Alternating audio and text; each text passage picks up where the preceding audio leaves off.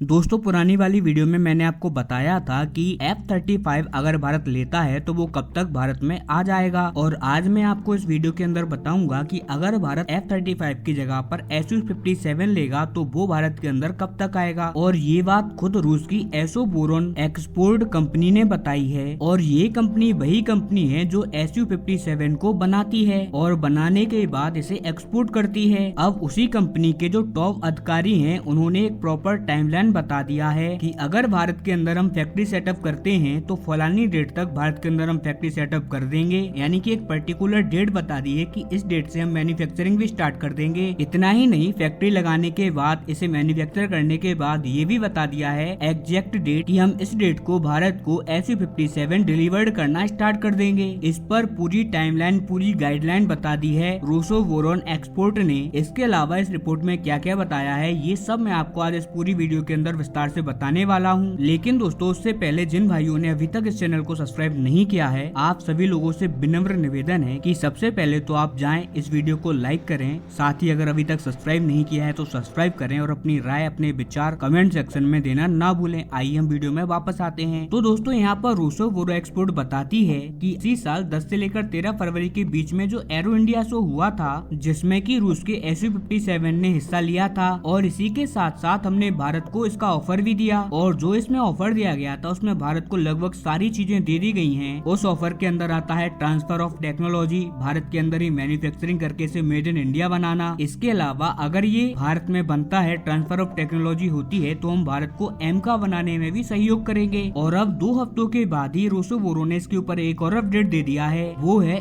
Su-57 की production line को लेकर। इसके अंदर Su-57 ने साफ साफ कहा है कि अगर भारत को जो हमने ऑफर दिया है Su-57 को लेकर, अगर भारत इसे एक्सेप्ट करके इसका हमें ऑर्डर दे देता है तो हम इसी साल यानी कि 2025 में ही इसकी प्रोडक्शन लाइन का काम स्टार्ट कर देंगे। कुल मिलाकर हम इजीली समझे तो इसी साल भारत के अंदर Su-57 की फैक्ट्री लग सकती है। और एक्सपर्ट की बात माने तो एक्सपर्ट कहते हैं कि अगर भारत Su-57 लेता है तो इस काम में भारत के अंदर फैक्ट्री लगने के पूरे प्रकरण में करीबन 1 साल का वक्त लग जाएगा। यानी कि मोटा मोटी 2026 तक ये फैक्ट्री बनकर तैयार हो जाएगी। और इसके जस्ट बाद भारत के अंदर Su-57 यानी कि Su-57 फाइटर जेट का निर्माण स्टार्ट हो जाएगा। और उसके बाद जो हमें अंदाजा बताया जा रहा है, यानी कि 2027 जस्ट 1 साल के अंदर ही हमें पहला यानी कि भारत के अंदर पहला Su-57 डिलीवर्ड हो जाएगा। और ये रोसोबोरोन के द्वारा दी गई पूरी टाइमलाइन है। अब यहीं पर जो रूस का पूरा ट्रैक रिकॉर्ड है अभी तक का हथियारों को देने का, इसके अलावा भारत के जो डिफेंस एक्सपर्ट हैं जो कि रूस के ऊपर खासा अपनी एक्सपर्टीज रखते हैं, वो इस बात को साफ साफ इनकार कर रहे हैं। उनका सबसे पहले तो कहना ये है कि जो भारत के लिए Su-57 का ऑफर दिया गया है वो वाला Su-57 भारत कभी नहीं खरीदने वाला। हाँ, अगर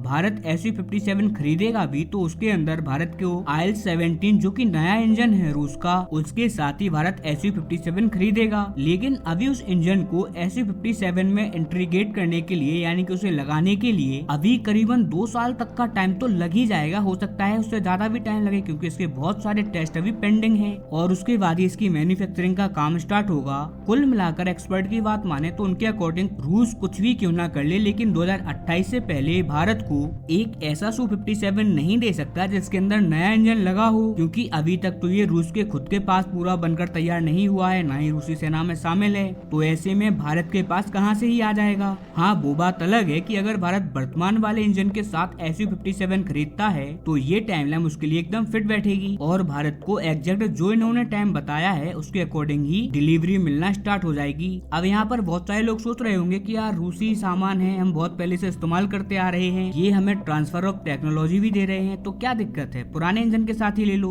आखिरकार है तो ये भी 5th जनरेशन का फाइटर जेट ही। तो मैं आपको एक बात क्लियर कर दूं कि ऐसा नहीं हो सकता, क्योंकि Su-57 का जो नया इंजन बन रहा है वही इसका मेन पार्ट है, वही इसकी जान है। और उस इंजन के बिना जो आज के टाइम पर Su-57 है, जिसे आपने भारत के एयर शो में यानी कि एरो इंडिया 2025 में बेंगलुरु के अंदर उड़ते हुए देखा, असल मायने में वो तो 100% स्टेल्थ फाइटर जेट है ही नहीं। जब तक इसमें जो नया इंजन बना रही है रूसी सरकार वो नहीं लगा देते तब तक ये 100% स्टेल्थ फाइटर जेट नहीं बन पाएगा। और इसी वजह से अगर भारत इसे खरीदेगा तो तभी खरीदेगा जब ये 100% स्टेल्थ फाइटर जेट हो जाएगा। और बिना ILS इंजन के ये संभव नहीं है। और इसी वजह से अगर Su-57 भारत खरीदता है तो अगर हम एकदम प्रैक्टिकली और आइडियल कंडीशन को उठाएं तो ये करीबन 2029 से पहले संभव नहीं हो पाएगा और 2029 से ही हमारी वायुसेना इसे उड़ाना स्टार्ट कर पाएगी। और उसी के बदले में अगर हम भारत के लिए अमेरिका का F-35 खरीदते हैं तो उसके लिए भी भारत को टाइमलाइन दे दी गई है और उस पर मैंने एक अलग सेपरेट वीडियो बनाकर ऑलरेडी इसी चैनल पर लाइव कर दी है और ये वीडियो आपको इसी वीडियो के बाद में देखने को मिल जाएगी। तो आप इस वीडियो के बाद उस वीडियो को भी जाकर देख सकते हैं वीडियो पर क्लिक कर।